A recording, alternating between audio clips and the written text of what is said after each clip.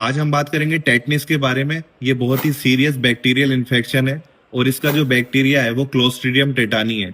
अक्सर लोगों में कंफ्यूजन रहता है कि जो टेटनिस है वो लोहे की जंग लगी हुई चीजों से चोट लगने की वजह से होता है, पर ऐसा सोचना बहुत गलत है, क्योंकि टेटनिस का जो बैक्टीरिया है वो कहीं पर भी हो सकता है। धूल में, मिट्टी में, लकड़ी में, किसी भी जगह पर हो सकता है। अगर आपको चोट लगती है, आपको घाव हो जाता है, तो आपको इसका इंजेक्शन लगवाना चाहिए, जिसको टीटी इंजेक्शन बोलते हैं। इसके बैक्टीरिया के जो स्पोर हैं वो घाव के थ्रू हमारी बॉडी में एंटर कर जाते हैं और हमारे नर्वस सिस्टम को बहुत ज्यादा इफेक्ट करते हैं, जिसके बाद पेनफुल मसल स्पाज्म पैदा होता है और जो हमारा जो होता है ये लॉक हो जाता है, बहुत ज्यादा स्टिफनेस आ जाती है। मरीज अपना मुंह नहीं खोल पाता है और उसको कुछ भी निगलने में परेशानी होती है, जिसके बाद नेक स्टिफनेस, फीवर आना, नर्वस सिस्टम डिसफंक्शन होना, बीपी लो होना पेशेंट का, रेस्पिरेटरी और एब्डोमिनल मसल्स में कॉन्ट्रैक्शन पैदा होता है, बहुत ज्यादा स्पास्म आता है और धीरे धीरे ये ओपिस्थोटोनस पोस्चर में चेंज हो जाता है, जिसके बाद जो हमारी रीढ़ की हड्डी है उसमें फ्रैक्चर हो सकता है, मसल टीयर हो सकती है, मसल फट सकती है, जिसके बाद मरीज की डेथ भी हो सकती है। टेटनिस बीमारी का कोई इलाज नहीं है,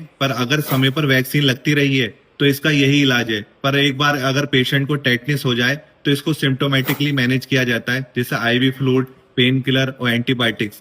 तो इस तरह इसका इलाज किया जाता है। अब हम इसकी वैक्सीनेशन की बात करते हैं, तो जब बच्चा पैदा होता है तो उसके छठे हफ्ते, 10वें हफ्ते और 14वें हफ्ते में वैक्सीन लगती है और उसके बाद जो बूस्टर डोज होती है वो 16 से लेकर 24वें हफ्ते में दी जाती है।